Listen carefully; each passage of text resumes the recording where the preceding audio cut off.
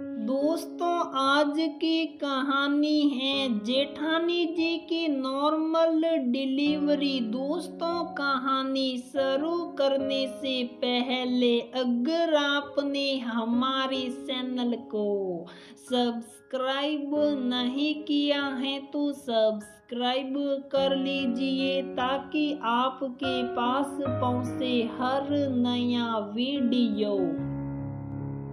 सुमन, आराम से सो जाओ, रात को तुम्हें सोने में देर हो गई थी। दीपक ने सदर उठाते हुए कहा, अरे बहुत काम है, दोपहर में समय मिला तो लेट जाऊंगी। सुमन ने अलमारी से टॉवल लिया और बाथरूम की तरफ भागी।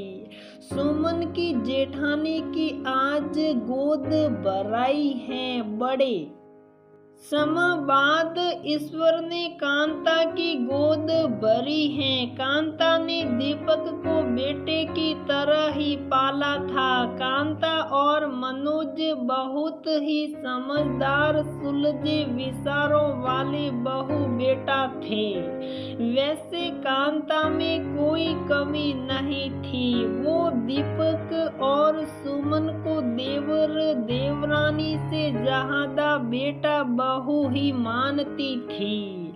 लेकिन कांता में सिर्फ यही कमी थी कि वो अपने मायके वालों को इतना मानती थी कि उनकी गलत बात भी उसे सही लगती थी, जिसका भरपूर फायदा कांता के भाई भाभी उठाते।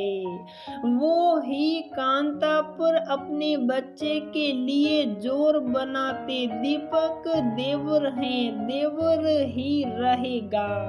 बेटा मान लेने से बेटा नहीं बन जाएगा। चलो जो भी है वर्षों बाद ही सही। कांता गोद हरी हो गई। दीपक हलवाई नहीं आया। अब तक फूलों की लड़ियां यहाँ कम लग रही हैं। मनोज ने दीपक को पुकारा, हाँ भैया, हलवाई आ गया है, फूल और लेकर आ रहा हूँ।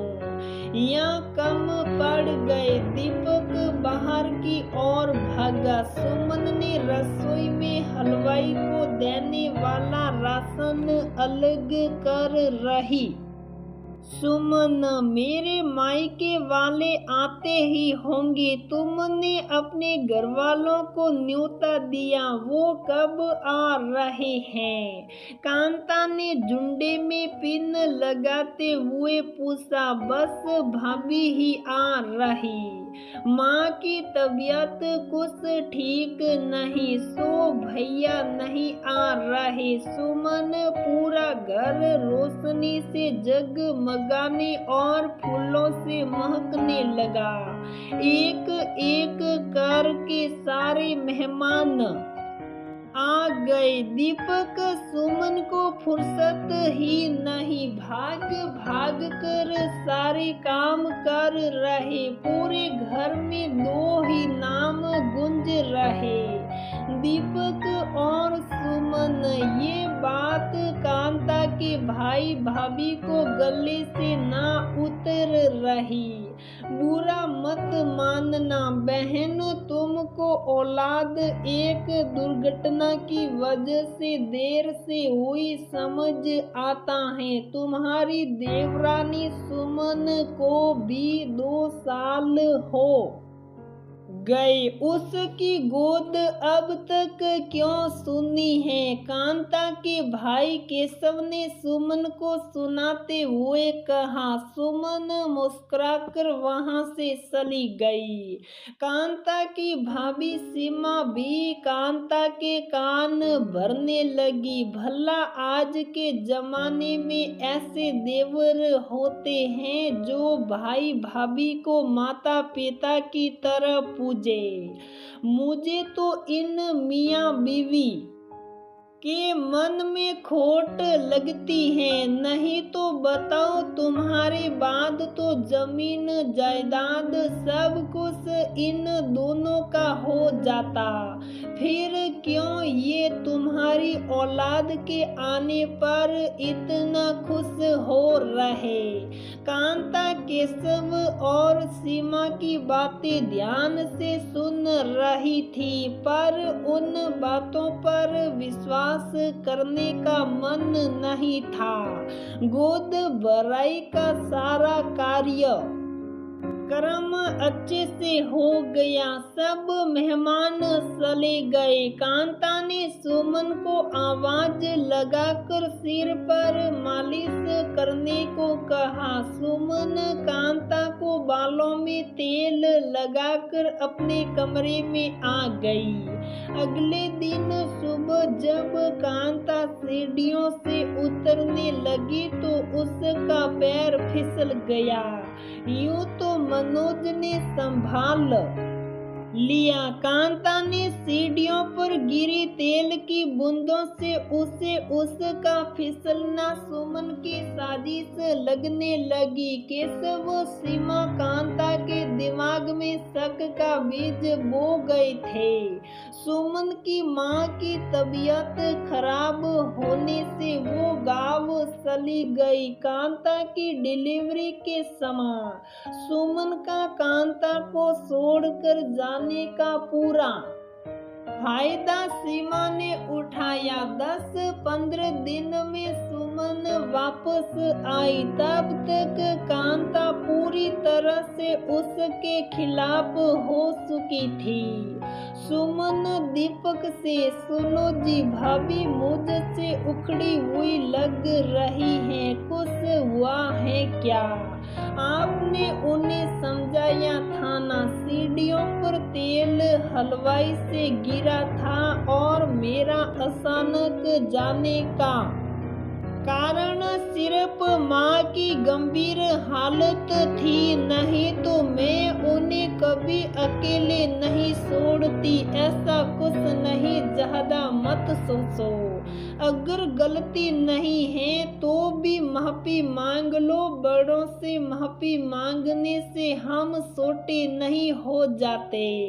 दीपक ने सुमन को समझाया। सुमन ने कांता को चाय का कप दिया। मैं चाय पी चुकी, तुम्हें अब परेशान होने की जरूरत नहीं। मेरी देखभाल के लिए मेरी भाभी है। भाभी ऐसा मत कहिए, कोई गलती हुई है तो बताइए, मैं माफी मांग लेती हूँ। ऐसा क्या हो गया जो आपने दूरी बना ली? सुमन का मन भर आया।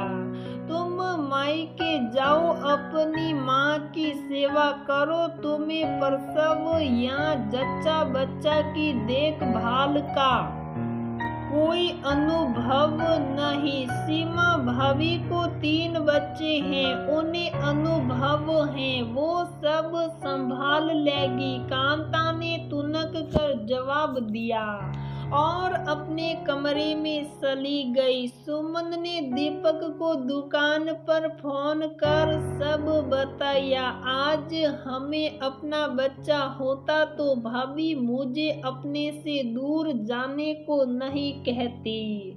दीपक, भाभी ने माँ बनकर मुझे पाला। बच्चे के लिए उनकी तड़प मैंने देखी है। फिर मैं तुम्हारा स्वभाव नहीं जानता था कि तुम भाभी को अपना बच्चा दे पाओगी या नहीं, इसीलिए तुमसे शादी रात ही वचन ले लिया था कि हम अपनी औलाद के बारे में बाद में सोचेंगे। मुझे विश्वास था आज नहीं तो कल परमात्मा मेरी भाभी की गोद भर देंगे। तुम उनकी बातों का बुरा मत मानो। दीपक के पीछे खड़े मनोज ने सारी बातें सुन ली। वो बिना किसी आहट घर आया। सीमा को कमरे से बाहर जाने का बोल कमरे को अंदर से बंद कर लिया।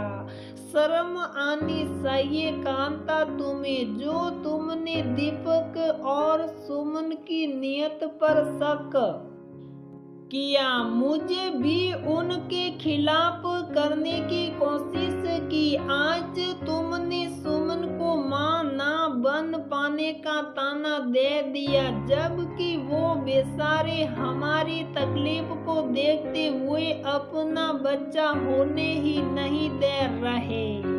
उन दोनों पति पत्नी ने पूरे तन मन से तुम्हारी सेवा करी। उनकी दुआओं से ही तुम्हारी गोद भरी है और आज तुमने मां बनते ही उन्हें पराया कर दिया। मनोज बरस पड़ा। कांता शर्मिंदगी शर्म सीमा पर थी। मनोज ने सुमन को कांता की डिलीवरी की जिम्मेदारी सौंप सीमा को जाने के लिए कह दिया।